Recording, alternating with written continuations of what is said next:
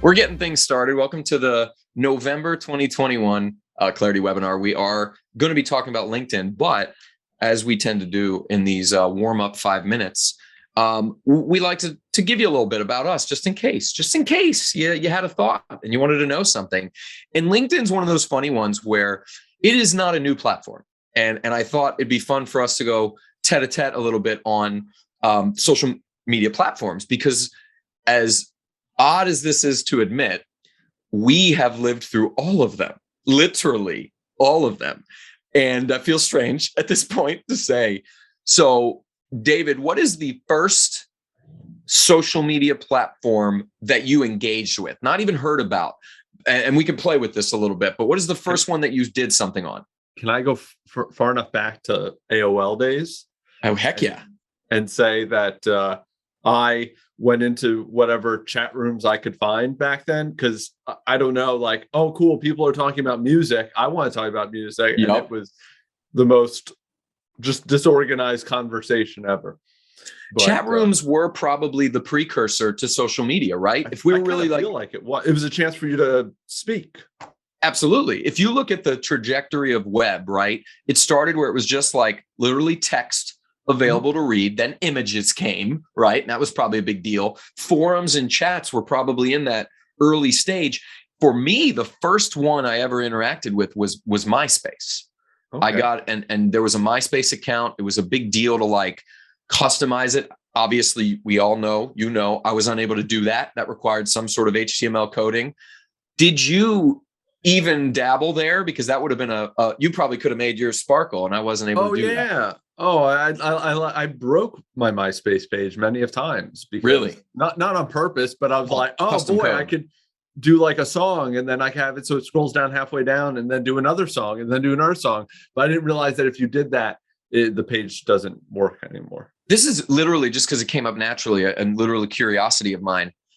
Isn't it interesting that first, I would call that the first breakthrough platform, because it even predated the success of Facebook. There was no, am I off? Was Friendster possibly? Was LiveJournal before that? Well, does that count? I don't know. You're right. It was before that. LiveJournal was, I think. Yeah, that's semi-social media. MySpace, I love this. This became a history clip of social media. You're right. LiveJournal was like a blogging.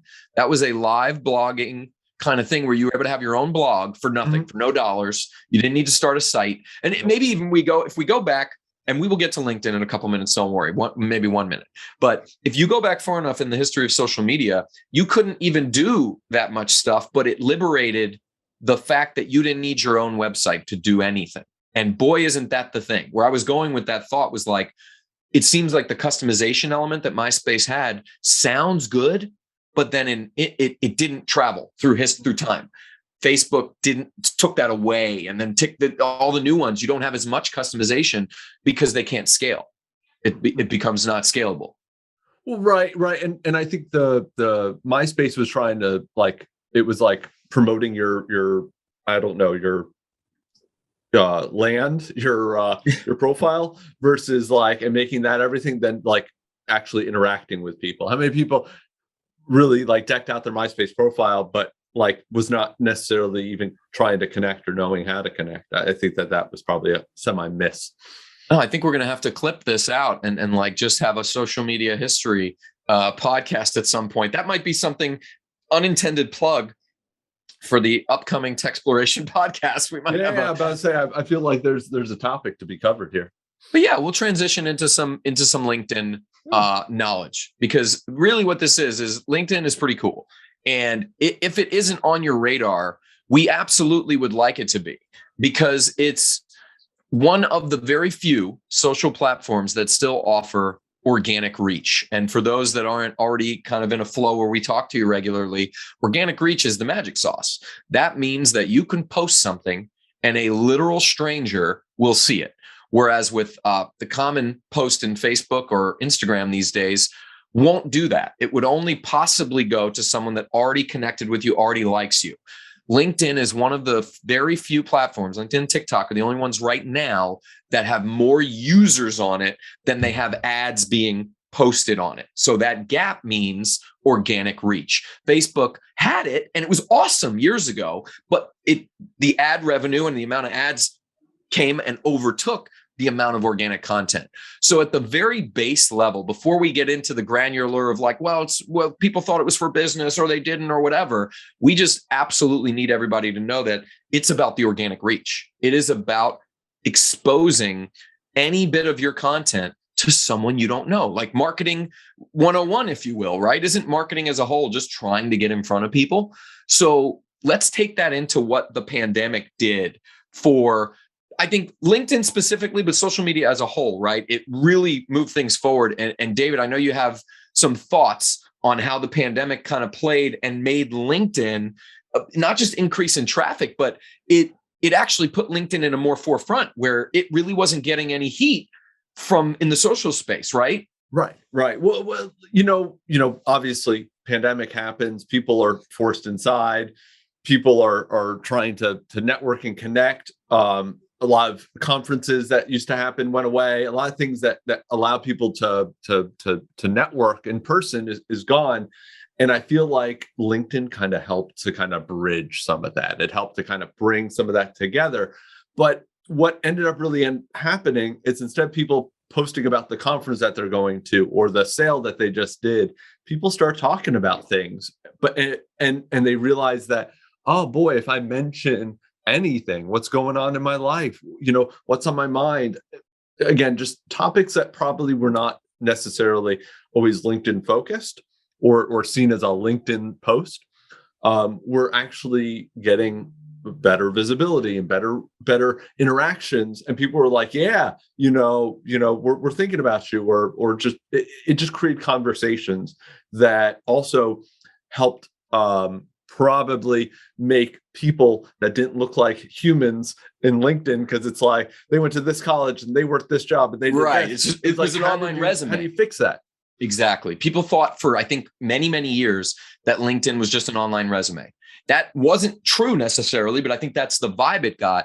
And I love what you just said, because I think this is one thing that we would love to be a potential takeaway for anybody watching, listening. And again, this is recorded, so some people are here with us, but we're live now, but we'll send the recording to anybody.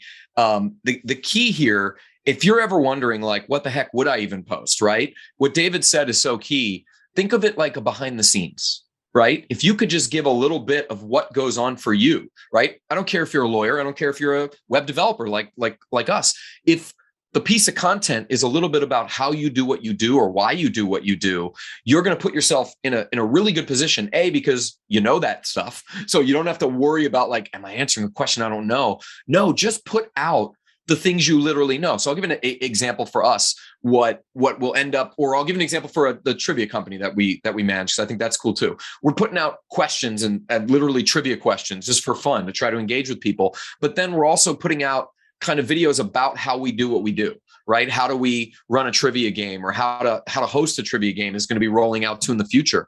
Or even for the web company, articles that would make a lot of sense would be very similar to like blogs, if you will, quite literally. It's just there's a character limit on a specific post. So if you have a post, there's a 3,000 character limit. So if you were going to get super lengthy, you'd want to switch from a post to an article. They actually allow articles on LinkedIn. This is something that Facebook doesn't really do as well. Transitioning into something we want to talk about, which is how, if you've been kind of married to Facebook and really using Facebook a lot, nothing wrong with that. But LinkedIn has some very similar things for you, very similar. And dare I say, I know you're about to go there, maybe a little extra, right?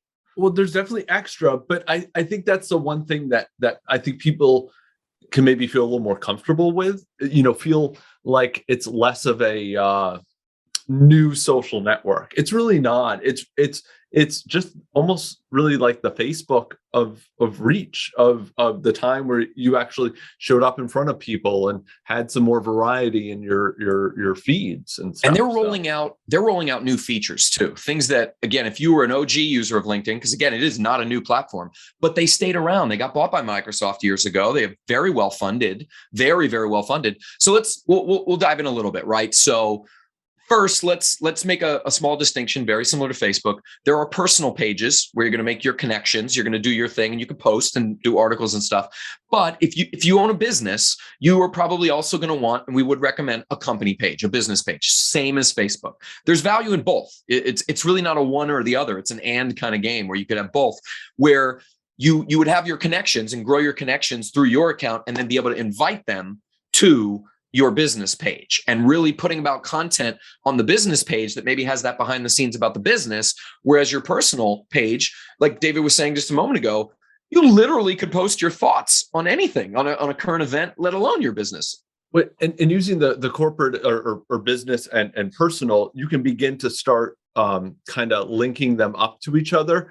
And what's cool about the business is most businesses are more than just one person, right? And whether there's contractors or even like part-time staff, they could all be linked up to that company. So that way, once somebody finds your company, they can find the additional people in it. There's kind of some ways that, if you're a small or large size company, you can begin to really start making even more connections with people just by like helping LinkedIn know I'm associated with this business. Goes a long way.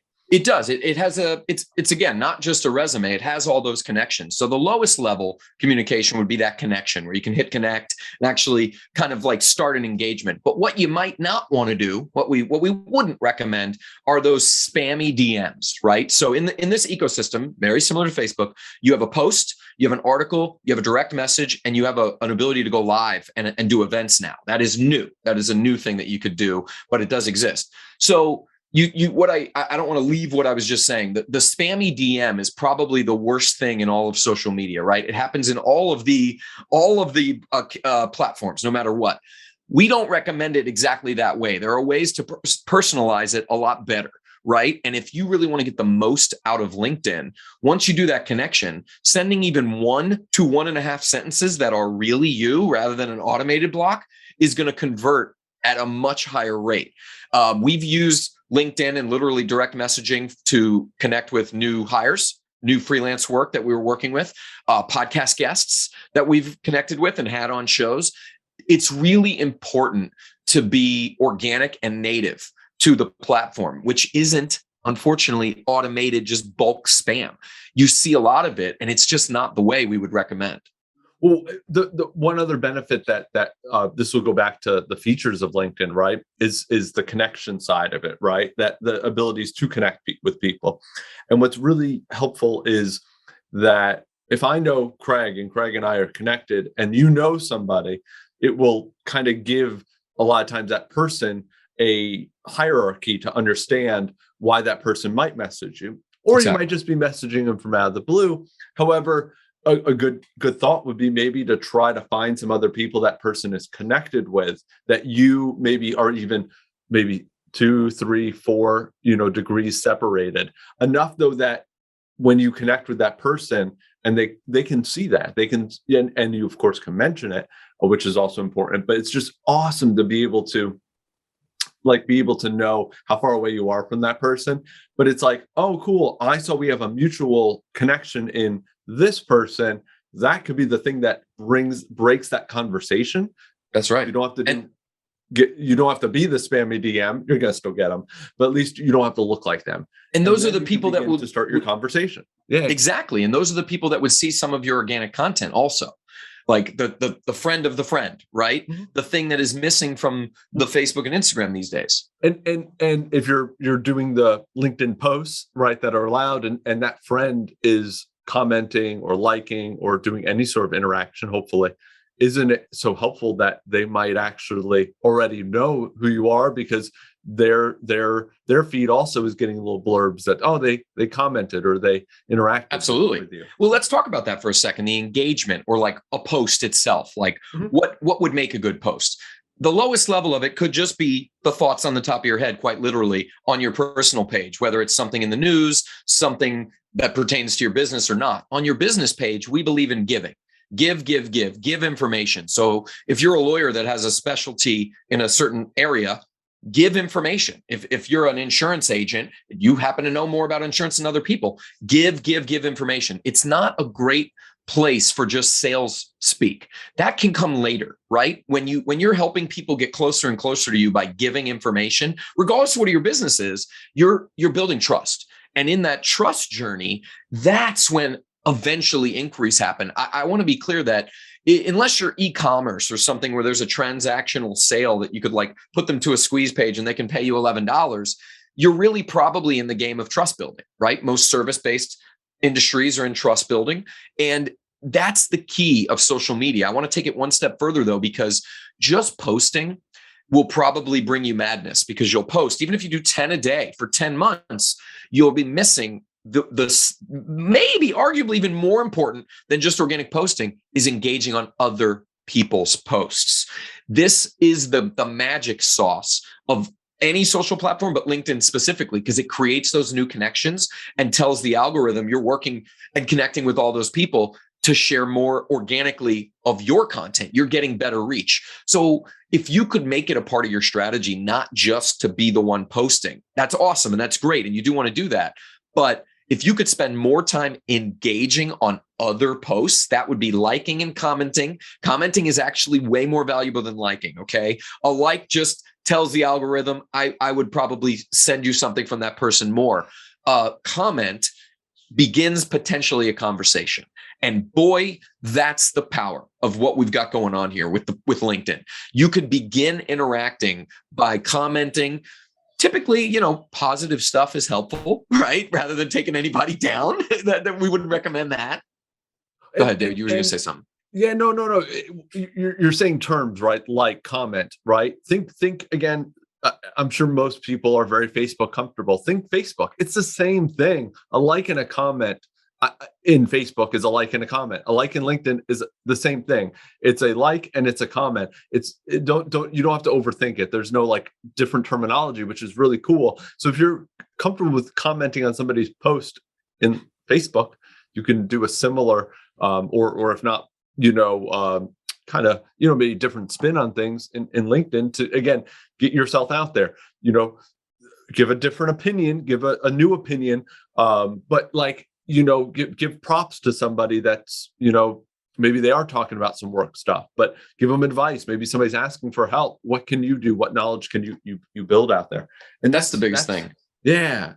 It's the thing that is the most time consuming, and that's a bummer. And we know that. But if you yourself have the time, or you can kind of enroll someone on your team to spend that time, you will get results. And it isn't something that you're going to see in like 1, 2, 3 days, but something that if you consistently make a part of your strategy, you're going to long-term win, right? And as LinkedIn rolls out new features, the newest one being the fact that and other platforms have this too, but they will allow you to go live. And when you go live, you can actually set a time. It creates an event for you, and it'll even actually, because it's so kind of like not used huge yet, it'll promote that event for you. It'll literally put that out organically. So think of whatever your business is, or maybe this isn't even your business. You're just promoting yourself or whatever. Maybe you work for yourself and you're a freelancer and you do writing or you do graphics or whatever. You create an event to talk about like the way you write or the way your design style, and people will actually be getting invited to it by the algorithm, not by you even. That is something new. This is not something that existed 2 years ago, 3 years ago, or even last year. LinkedIn realized that, and they're making more and more trends this way. Video, right? The whole trend of social has gone video. TikTok broke it open and really changed the game. Now everybody's reacting. You've got Instagram with Reels. LinkedIn will roll some short form thing out in the future, but right now live is the key, right? You can schedule a live. It'll promote it for you, and you could directly engage. Do a Q&A, right? What a good opportunity for an expert type person. Let's say you're a CPA, right? Tax season is coming in April.